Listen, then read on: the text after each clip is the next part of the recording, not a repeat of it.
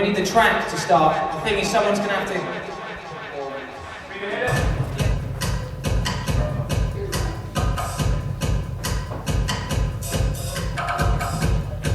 We're having rehearsals for live wire concert this evening. Reggae band rehearsing at the moment. We've got a schedule of bands playing all afternoon, acoustic acts coming in, sneaking out of lessons to try and get involved, and it's going very well. But I have to go and register my form now.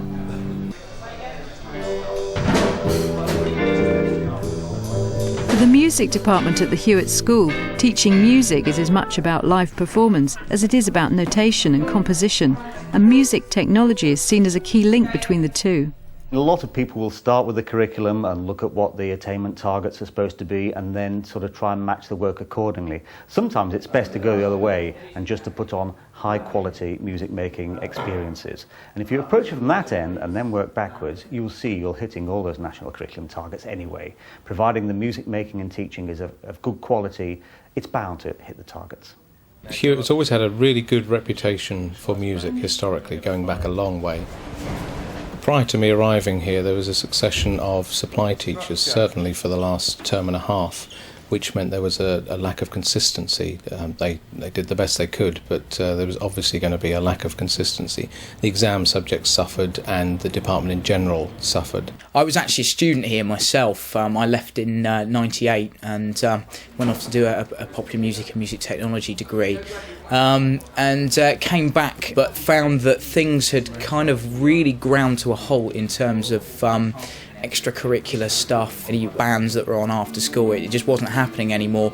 We didn't have any Christmas concerts or any concerts at all for that matter. We've tried to build a good team here and a solid base from which we can build. A major part of that is music technology. I enjoy using computers for composing and helping students to compose, those that perhaps wouldn't otherwise be able to access music, being able to create some very interesting and quite professional sounding pieces. Luckily Peter was aware of certain kind of industry standard sequencing packages which we very quickly installed onto all the PCs that we were running. Using technology in the classroom means that it's much more small group work, sometimes individual, which can be difficult if you have a large class. One of the difficulties I found with my Year 11 GCSE class was that there were 23 of them, and it's very difficult to get round them all and give them all the individual attention that they need if they're using music technology. Bear in mind these are now quarter notes. Each segment is a quarter beat, which in fact are eighth beats. Let's see how it sounds to start with. Okay. So the way you could do that now, you can actually stretch the note you've already got. If you go onto the arrow and click onto it, you should.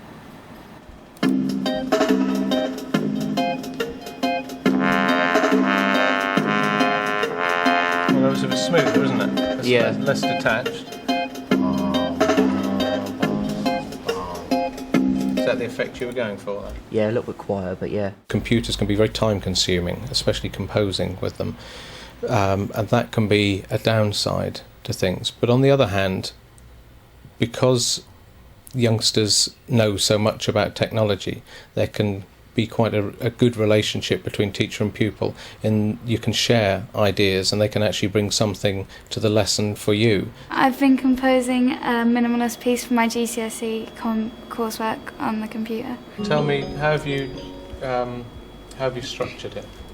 I wrote some small ostinatos on the black notes of the keyboard.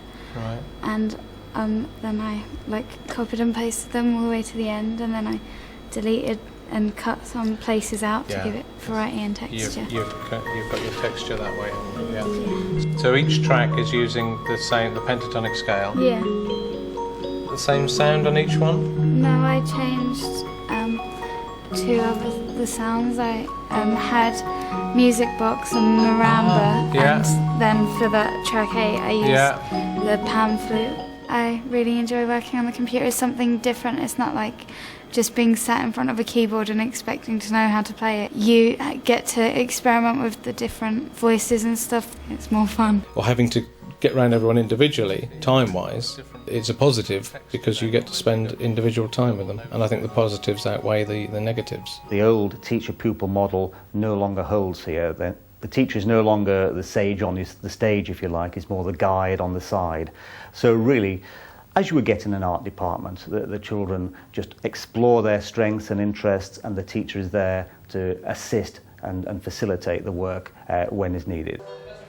Well, Livewire is effectively a rock concert, a school concert, but for more rock and pop acts, as opposed to a traditional school concert that might feature the jazz band, the orchestra or choirs. It was organised last year by Adam Lawrence, my colleague, before I arrived, and it was very successful. They raised a good deal of money for the department. We have made a real effort to try and incorporate, obviously, the more traditional forms of music technology, things like amplifiers, even electric guitar is a form of music technology. But more recently, we've focused on actually using pre-recorded material from run off a computer and using that in conjunction with live performers. So, potentially, like at Livewire, we ran a backing track from a computer and then used the mixing desk to change the sounds in real time.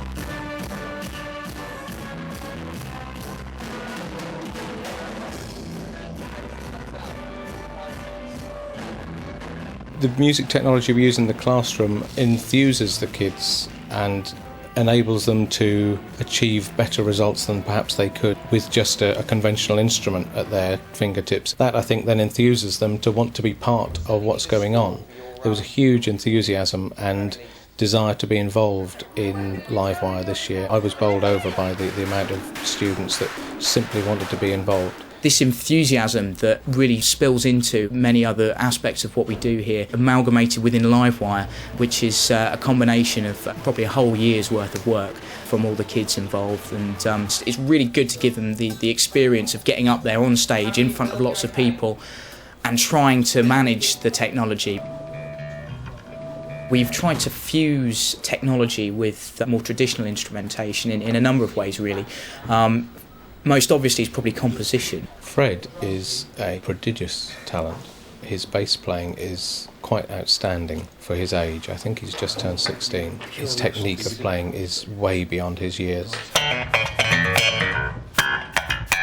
He's been writing, performing, composing for since year 8 probably, and is a very, very musical individual. He's embraced the technology by recording his ideas into the computer using an interface. He can plug the bass straight in, and using a program like Reason or Cubase can create drum patterns and backing chord sequences to go along with his bass playing. I've been playing bass for about 4 years, and I suppose I chose it really because it's just got a really nice deep beefy sound and funky as well.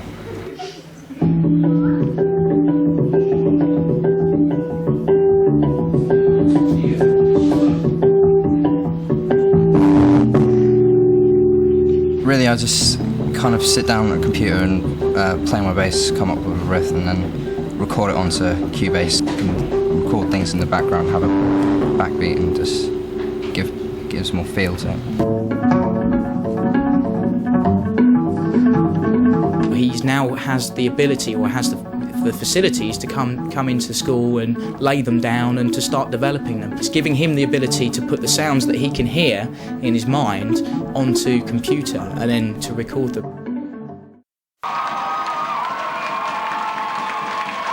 One of the great things about working with music technology is that it enables you to work with music in a way which is stimulating, challenging and exciting. And so for some of those children who might be, say, disaffected with a more traditional approach, they find they can really channel and harness their skills in this way. And so all those sort of behavioural issues fall by the wayside. Mark is a natural musician. He's very, very able on the guitar. He's very focused on his guitar playing, but he's also taken to music technology extremely well. He's very much into drum and bass. I think the technology at the Hewitt, certainly getting on the computers and getting into Reason, has really helped Mark a huge amount. He's actually not allowed to be in a lot of other lessons, which has meant that he's spent a lot of time in the music department. I started liking music when I came to this school. There was a teacher called Mr. Lord. He got me into playing guitar, and it just went from there really. And ever since then, I've been into playing guitar, and I've just my life has become more dedicated to music as I've got older. He's astounded me recently with his aptitude for just taking stuff in, for learning how to sequence music, for how to create the music that he understands intrinsically anyway. I like using Reason because it's got really good electronic sounds and it's really simple to use and easy to produce electronic music. Suddenly he started coming into music all the time, sitting at the computers, creating these pieces, and part of that was for his GCSE coursework.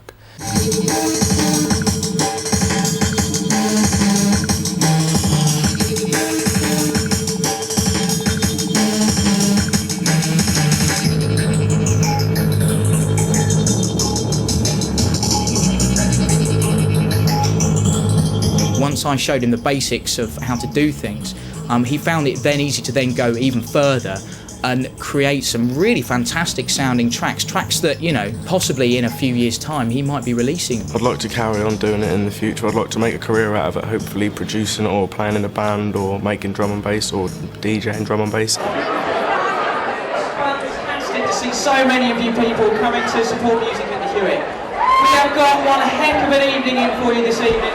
We've got over 17 acts that we're trying to cram into 3 hours.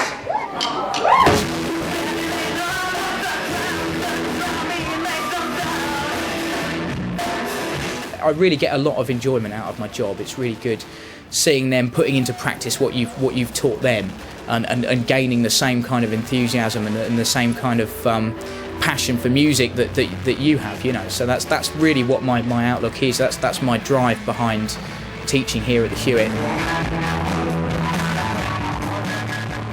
It used to be the case that electronic music had this stigma attached to it, or electronic sound certainly had its stigma attached to it among music teachers and musicians. Nowadays it's become so much a part of everyday life that this process of enculturation has happened. You've got kids who would find an electronic bleepy noise as natural as, say, a guitar or a flute.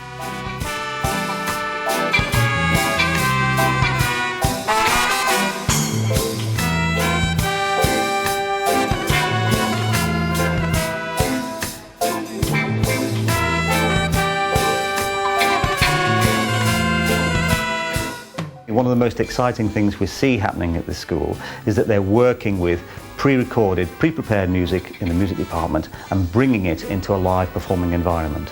So some of the rock bands are actually working with pre-recorded sounds, manipulating them live from the mixer and integrating it with their live instruments. And that is such a progression from the way things normally work in schools. And I would love to see much more of this type of work going on. Young people like to access music through technology.